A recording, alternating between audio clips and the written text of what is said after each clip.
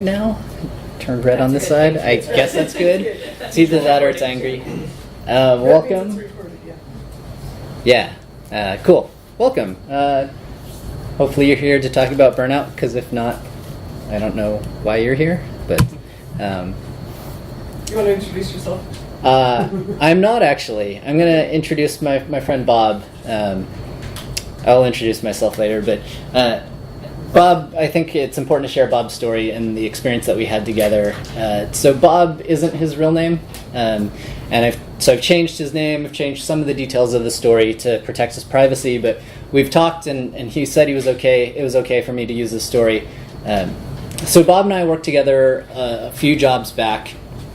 We were really good friends, and the three things that I love about Bob as a coworker are that he's genuine and honest, he's enthusiastically curious, and he's an optimistically hard worker.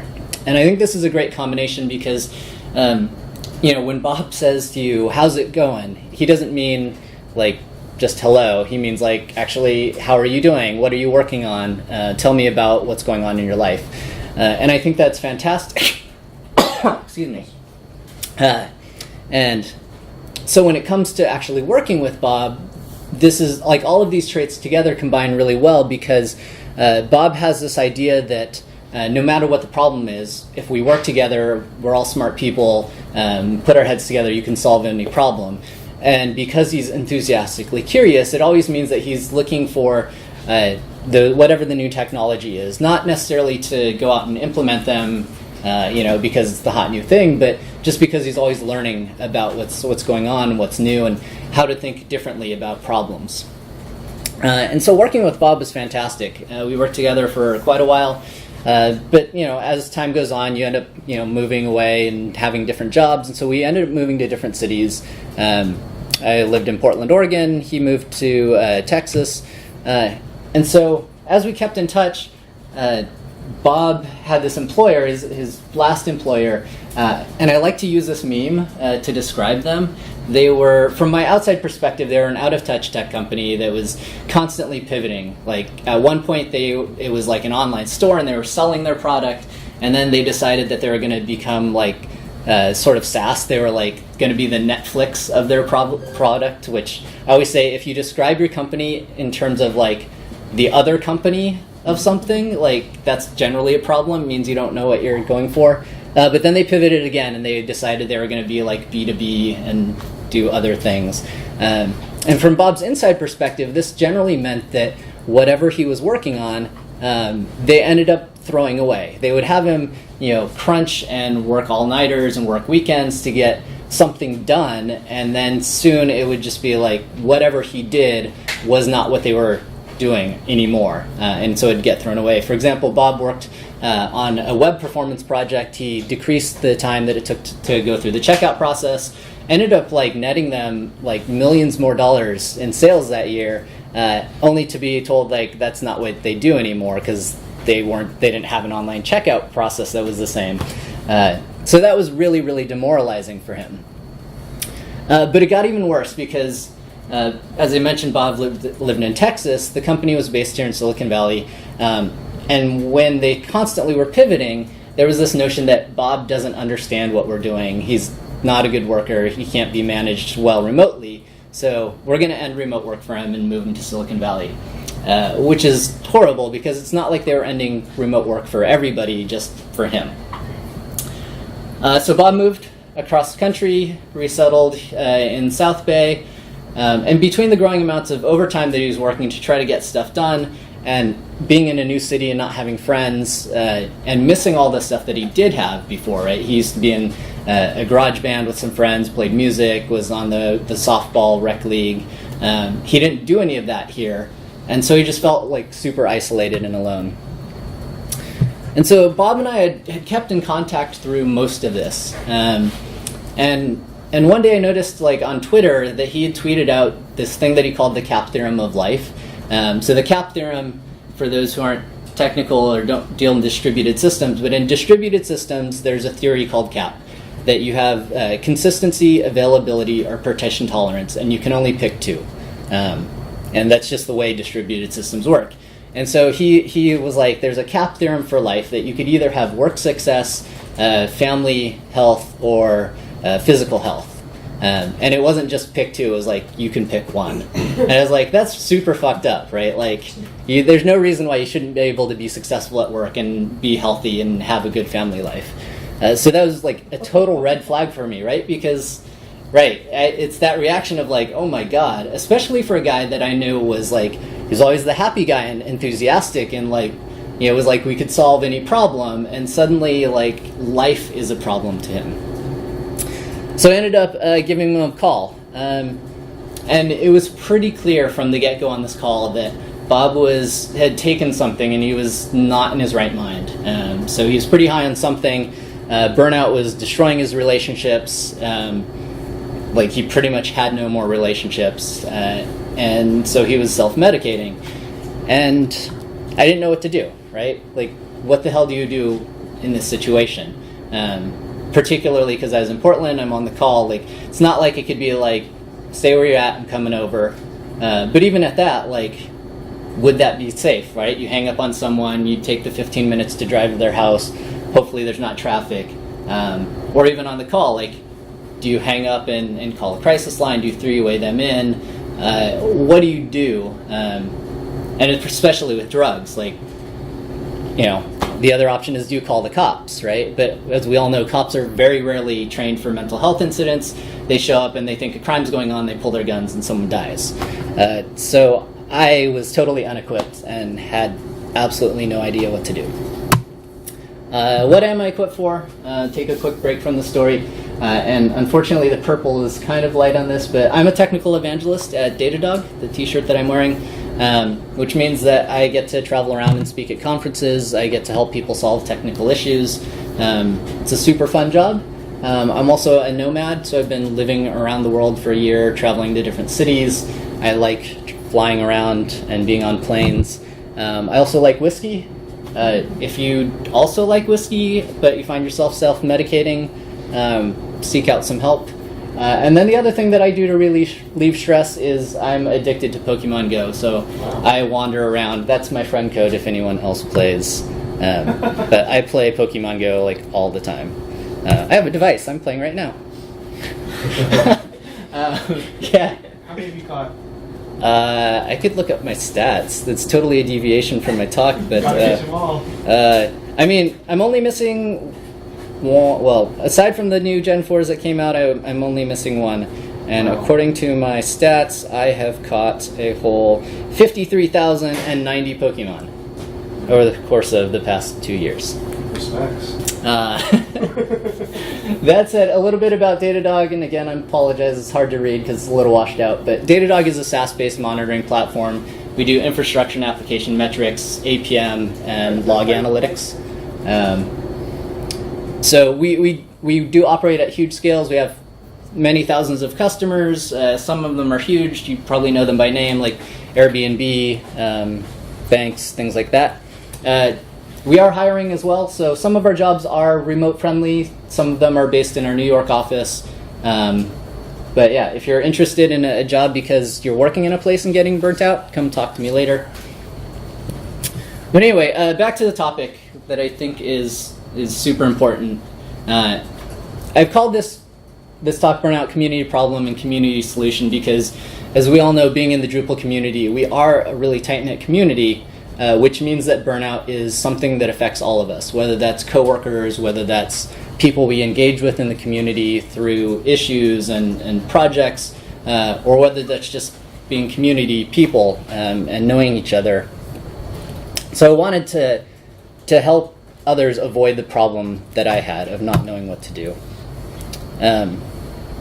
Because I think most of us aren't equipped, right? We all write software and we're used to technical issues.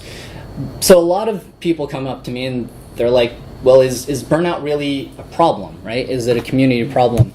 There's a company called GFI that did a survey. This is primarily oriented to ops engineers and less so to software developers. But from their survey, they found that 40% of engineers regularly lost sleep due to stress. This wasn't from being on call. This was purely from stress. They found that 50% worked anywhere from 8 to 20 hours of overtime. And that wasn't saying, again, that's 40 hours of a work week. That's you define whatever is overtime and tell us how much you work it. Which means for some of us who regularly work 45 hours or 50 hours and we consider that normal, which is in and of itself a little screwed up, but like if 45 is your normal and you're still working another 8 hours on top of that, like that's insane. If you drop this down actually to 6 to 20 hours, the number jumps up to 69%. So it's almost like everybody is working some overtime and being stressed out from that. And then this is the more interesting stat, is that 82% of survey respondents said that they considered leaving tech altogether from the stress at some point or another. They found that a third of people in tech consider it on a regular basis. So, when I pose the question, is it a community problem? Well, if a third of us, if a third of your coworkers could quit at any moment because they're thinking, I hate this job, I'm stressed out, that's a problem. So we have to deal with it. And I think there's a few ways that we can deal with this as a community. The first is DevOps. And DevOps is one of those words that's really hard to define. A lot of people have different definitions. I am part of the DevOps community. I help run DevOps days in Portland and globally. So DevOps, to me, is really the fundamental idea of not only dev and ops working together, which is what the original concept was, but it's the idea of everybody working together. I particularly love this talk by John Willis, who talks about how burnout really addresses a lot of the environmental issues within organizations that lead to burnout, that make people prone to burnout. And we'll talk about some of those factors a bit later. I haven't updated this because it's not available yet, but if you are listening to the recording later or you think of it later, DevOps Days Philadelphia happened earlier this week, and my friend Rin Daniels, they gave a talk on DevOps and burnout that I think is probably the best talk about how DevOps fixes the environmental factors that lead to burnout. So if you think of it later, I'll probably tweet it when it comes online, so if you follow me on Twitter, Rin Daniels talking about DevOps and burnout.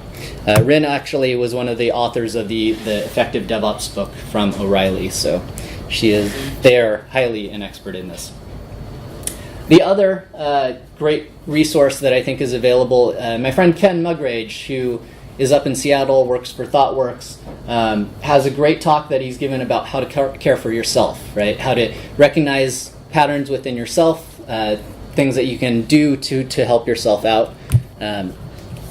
So you should watch that. But yeah, I'll also the slides. All the slides are posted online as well. But bit.ly/K Mugrage-burnout.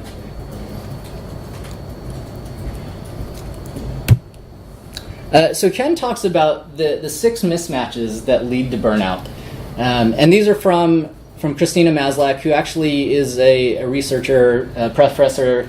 I guess she used to work here. I don't know if she still works here at UC Berkeley, but she's the foremost expert in burnout. And so she identified 6 areas that we have these mismatches between our environments or our jobs and our expectations or what we should have. And the first is obviously work overload, right? Whenever we think of burnout, this is always the first thing, that we're just we have too much work to do, too much demand that's been put on us. When I think of Bob, obviously he was working huge amounts of overtime because they had no direction, they had no prioritization, the company was constantly pivoting. But if you have a coworker like Bob that you notice is working weekends, working evenings, you see those Git commits at midnight or at 1 a.m., don't encourage that, right? It's natural for us to be look how dedicated you are, to reward people and compliment that for going that extra mile. But it really is a bad thing that we should discourage, right? It's one thing if they've been out all day, doing something else, and they're trying to catch up for just that one day every now and then. But if you see it constantly, try to discourage that. The second mismatch is a lack of control. Everybody needs to feel like they have some control in what they're doing, or at a minimum to understand that they've been heard. And so this is, again, when we talk about DevOps and people working together, this is one of the things that true DevOps culture tries to fix. But again, when I think of Bob, he had no control. He was finally micromanaged, which is why they ended up moving him. This leads to toxic cultures, right? People not feeling like they're actually people that are working, but just feeling like they're drones or resources, which I also always complain about human resources, because humans aren't a resource. Like, resources are like gasoline. They're meant to be consumed and used. Humans are actually people. So help ensure people have voices in meetings and with what they're doing. Try to solicit feedback. The third mismatch is insufficient rewards. Now, I know money is always taboo, like what we pay people, and unfortunately it shouldn't be. I love that in a lot of conferences they've started having what they call pay talk, just to talk about what people are making. But rewards aren't always just money, right? Rewards could be promotions, they could be recognition, they could be verbal affirmations. So appreciate your coworkers, right? Whenever you see them doing something good, encourage them, tell them that they're doing a good job. The fourth is a breakdown of workplace, or when we think about Drupal and people burning out within the Drupal project, of project community. So I really, it's generally considered workplace community within Maslach's research, but I argue that it's all community. It's easier with your coworkers, right? If you're in a physical space, if you share an office, go to lunch with them, go to happy hour with them. Try to go out and actually get some personal time.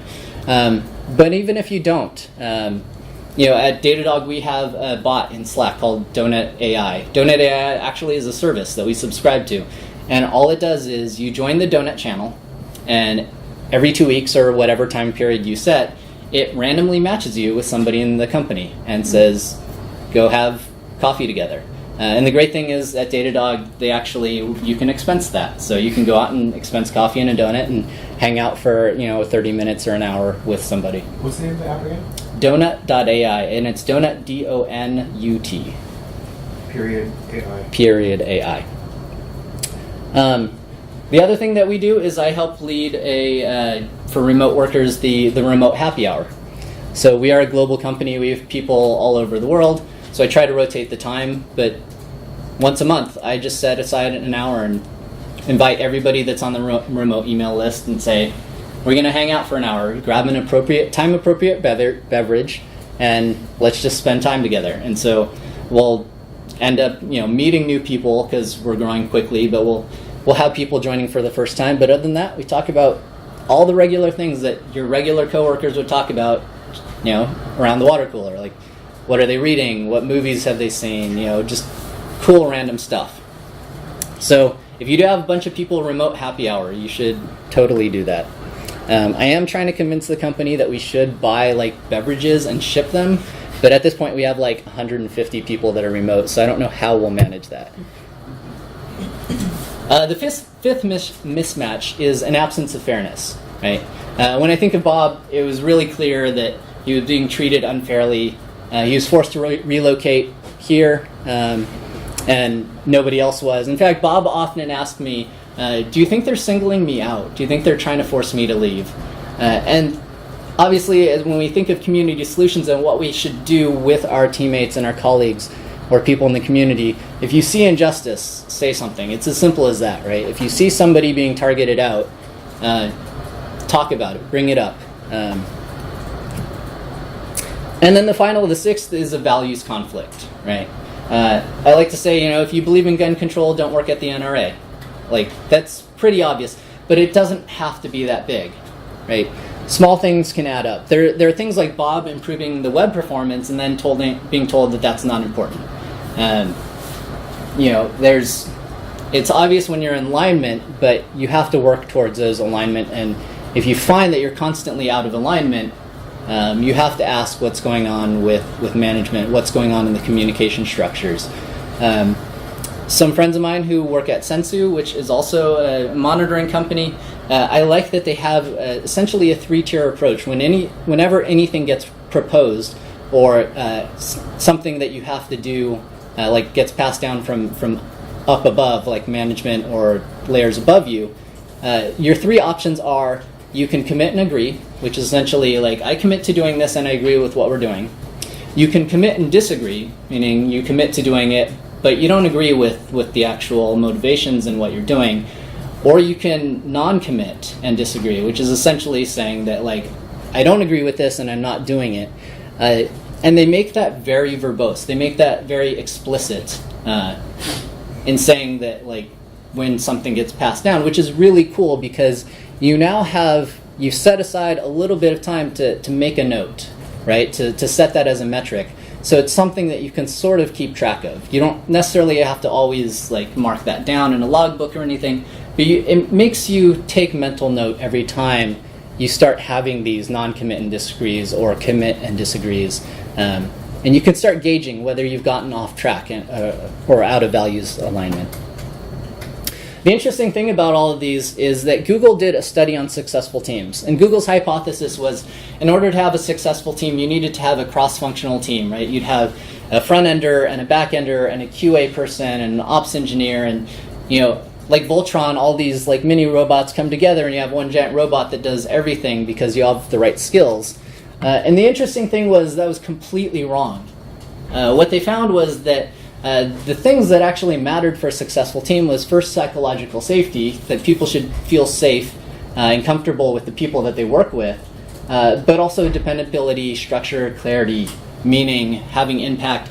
And it's interesting that all of these sort of loosely align to those 6 mismatches, right? If we think about safety and dependability, that's, you know, being vulnerable in front of people. That is part of being in a community, right, with your colleagues.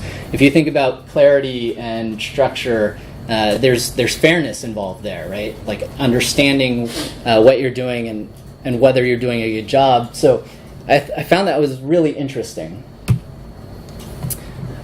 So those first two things, right, implementing a DevOps culture, a culture of collaboration and sharing and learning together, and equipping ourselves and understanding what burnout looks within ourselves and helping ourselves, those are important.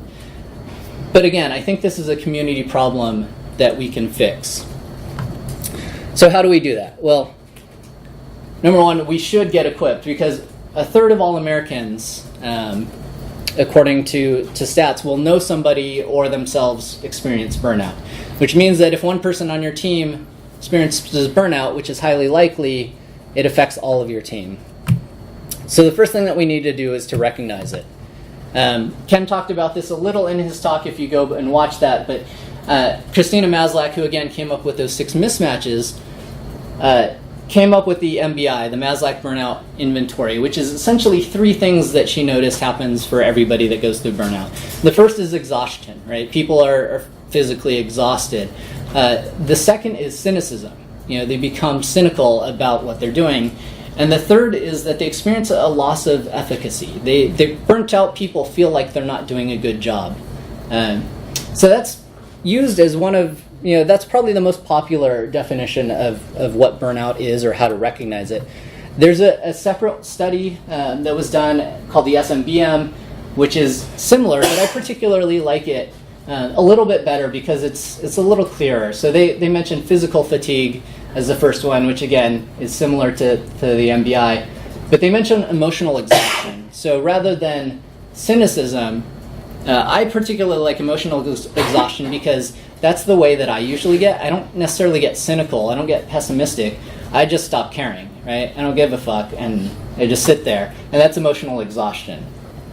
And then the last, which I really like, because it's hard to see if someone feels like they're less efficient or less productive, is cognitive weariness.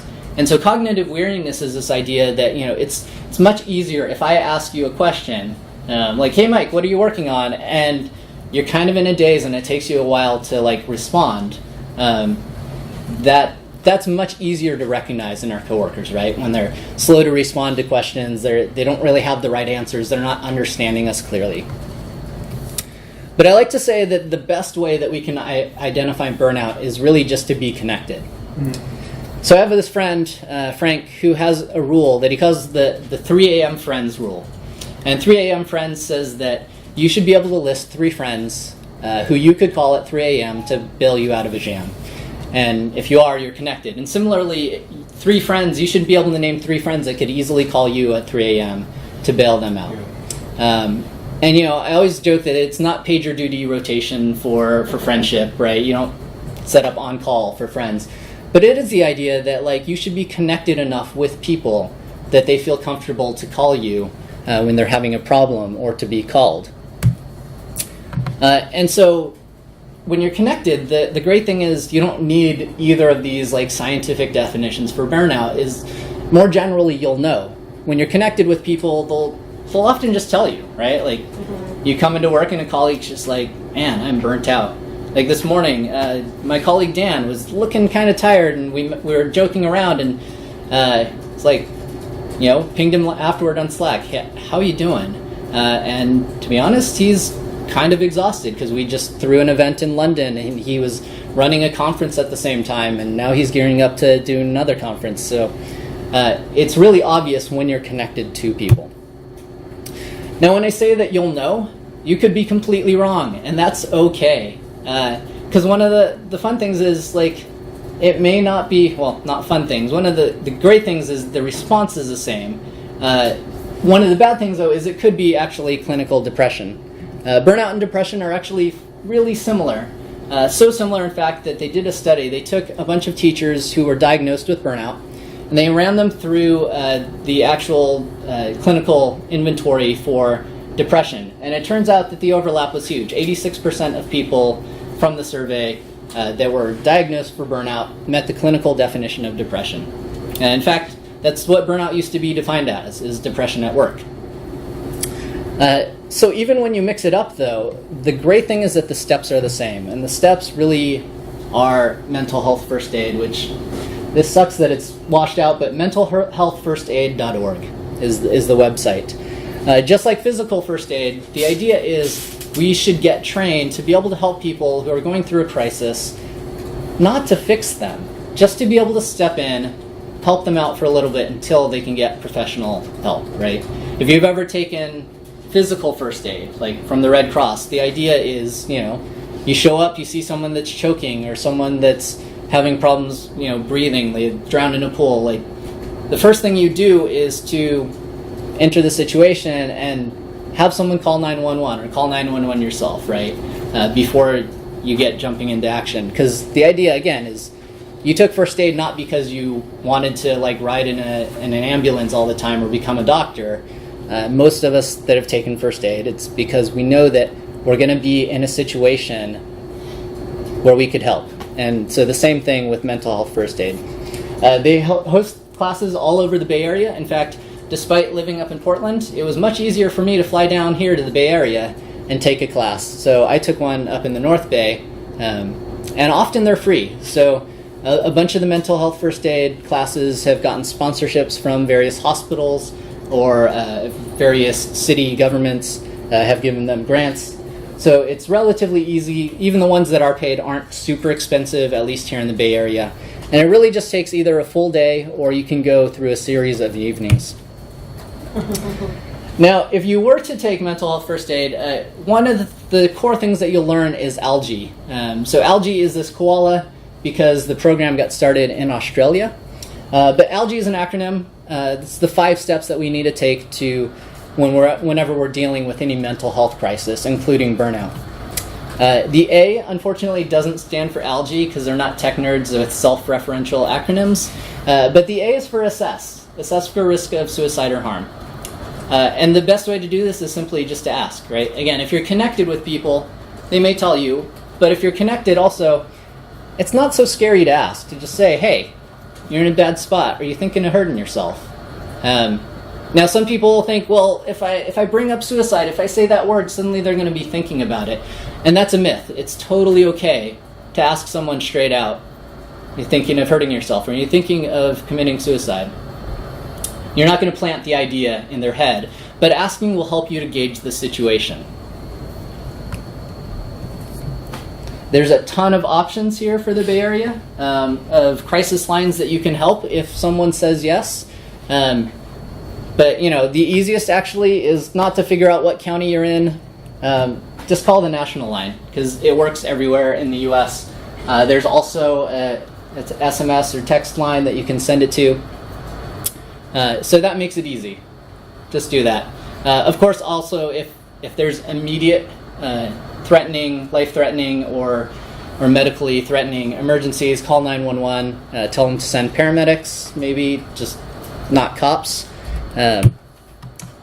But the response to that, no matter what their answer is, if they say, yes, I've been thinking about it, don't freak out. If they say, no, I haven't, that's great. You won't freak out if they say that. But the next step is just to listen, right? Have an attitude of acceptance, be genuine with them, have some empathy, and just start getting them to talk about their story, talk about what they're going through.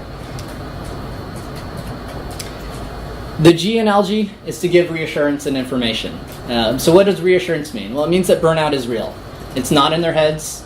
It's not something that they're just making up and overreacting to.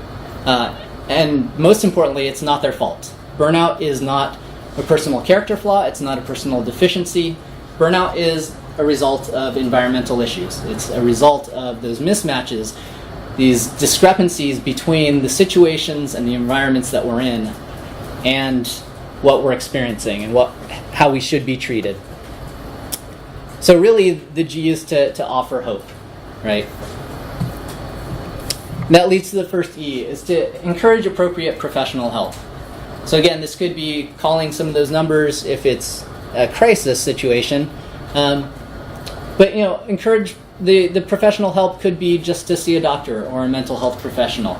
Doctors are trained for some mental health issues, and doctors are connected. They're all part of medical networks, so they can refer people to the proper resources. I also say that you might want to talk to HR. And this can be super tricky, right? Because HR is there to protect the company, not you as an individual or your coworker. So you could have a bad result. If the company's toxic and you report it to HR, that could be horrible. They could fire the person. But it could be okay if the environmental problem is limited to a manager or a team, right? Because HR does not want you suing the company because your manager is an asshole. So again, that can be a little tricky, but it's something to consider. Another thing to consider, though, when I say talk to a doctor, is that seeing a doctor can invoke some protections from the Americans with Disabilities Act, right? If your friend who's going through burnout is actually experiencing clinical depression, that's protected. And so if they go see a doctor and HR is made aware, it means that they can't be fired for having depression. Similar to all the other resources, there are a ton in the Bay Area. Too many to list on the slide, so I like to say just call 211. 211 is available here all throughout the Bay Area, but also in over 90% of the US. So no matter where you're at, you can call 211.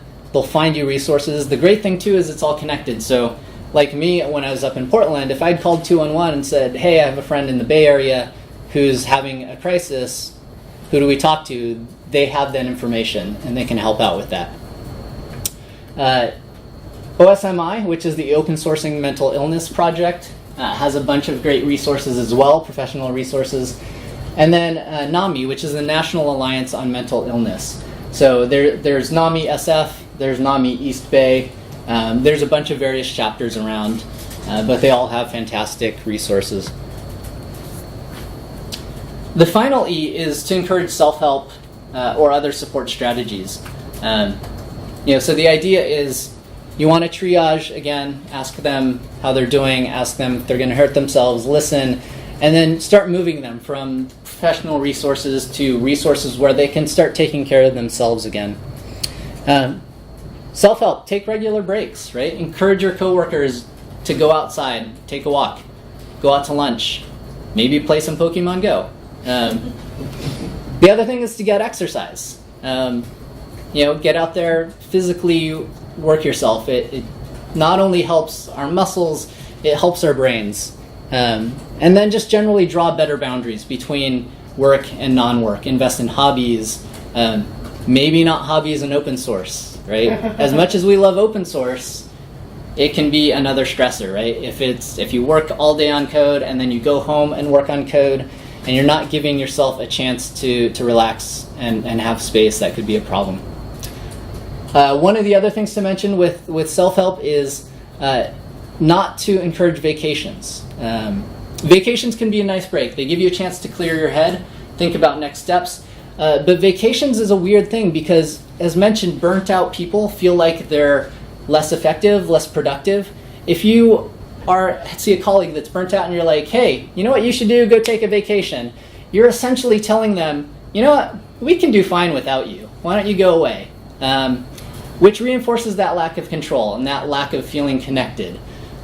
So vacations, again, they're totally okay for like taking a small break, but they're not a long-term support. They're not something that you should rely on to have people, like work them super hard and have tons of overtime and then every couple months take a vacation. Like that's not sustainable.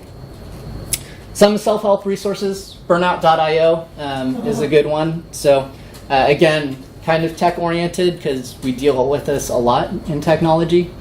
The other is Mood Gym. Mood Gym's an online course that uses mindfulness-based cognitive therapy, which is essentially this idea of getting in touch with how we're feeling and what our brains are actually doing, and trying to, starting to analyze those and become more aware of those. Another one that I didn't have time to add to the slide that I was just told about from a friend of mine at Google, and actually another friend of mine at PagerDuty, and they've both done it and raved to me about it a couple days ago, is a book called Search Inside Yourself. I believe the author's last name is Teng, T-E-N-G on that, but I can look it up later for you. But it's something that apparently they've started rolling out at Google. So it uses mindfulness-based cognitive therapy and a little bit of meditation, not like spiritual, but just like actually meditating, getting within yourself to help deal with some of your stresses. So just to recap, ALGEE: assess for risk of suicide or harm, listen non-judgmentally, give reassurance and information, encourage professional help, and then encourage good self-help patterns. So back to that call with Bob. I didn't put him on hold. I didn't call the cops. I did ask what he'd taken, and since I was at home, I was able to open up my laptop, quickly Google the drug that he said he'd taken. There are risks with it, as with any drug, but this one, there's little chance of self-harm unless it was prolonged use. So generally I felt okay.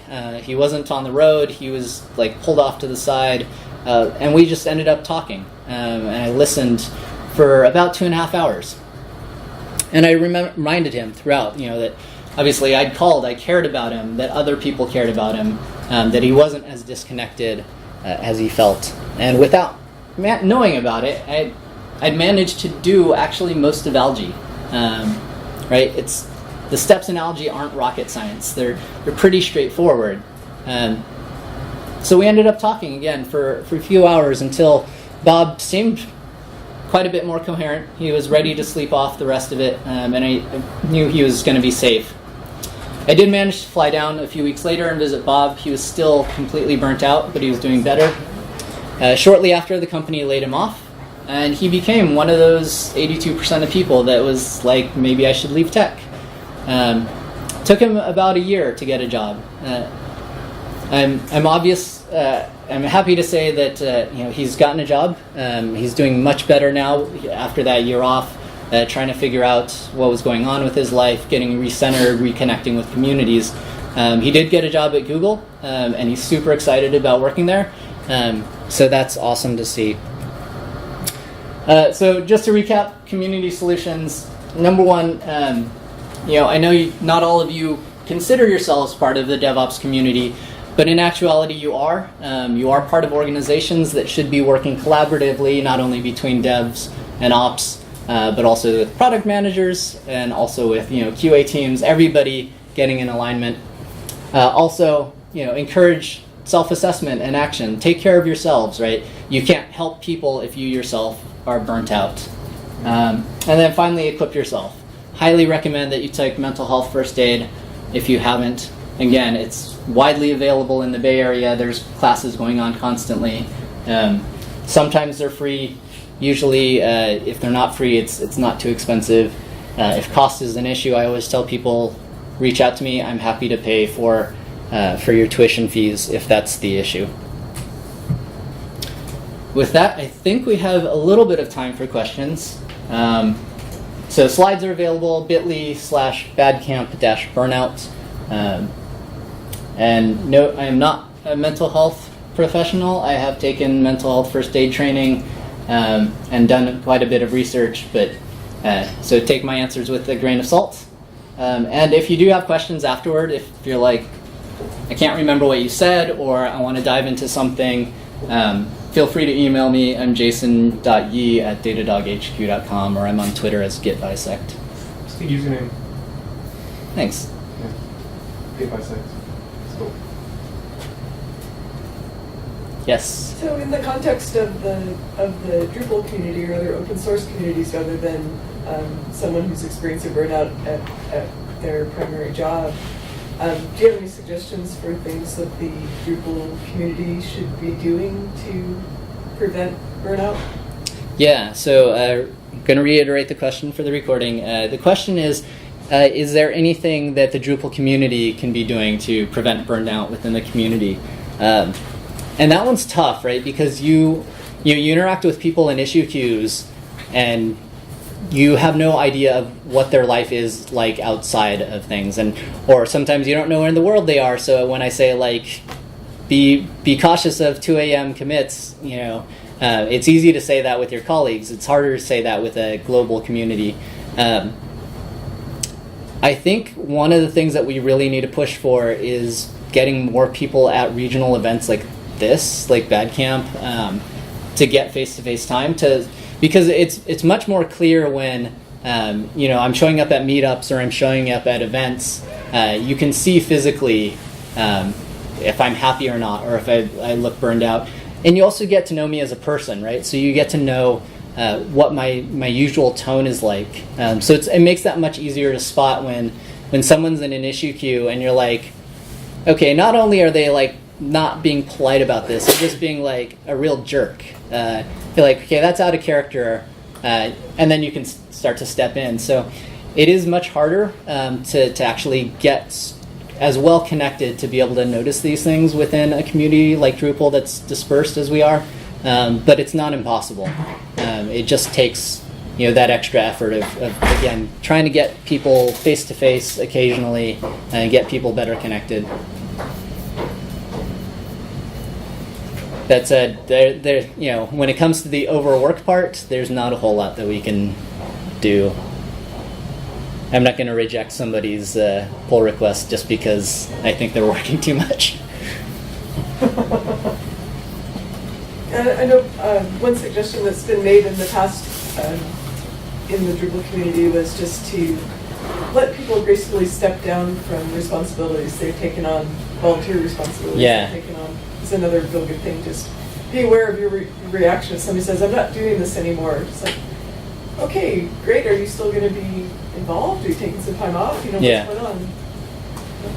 Yeah, so reiterating for the recording, letting people step down gracefully and take time off. I think that is one of the big things actually is, we've mentioned often that Drupal isn't a democracy, it's a duocracy. So if you do notice that there's like an issue or something that has come up, oftentimes the response that people have is the demand, right? Like, you made this module, it doesn't do this thing that I want, or it has this bug, you need to fix it. And the thing about Drupal is it is a duocracy. Like, we need to encourage people to take the opposite approach of like, this thing doesn't do what I need it to do, or it's broken in a way that, or I think it's broken. Offer that help of like, I can fix this, here's my proposal, or how would you like me to fix this? Do you have any thoughts? And then actually, submitting a PR or helping out with the code. It doesn't have to take the whole thing of like, can I claim ownership on your project? It could just be, submitting those. Cool. Well, I think we're at time, so thank you all for coming.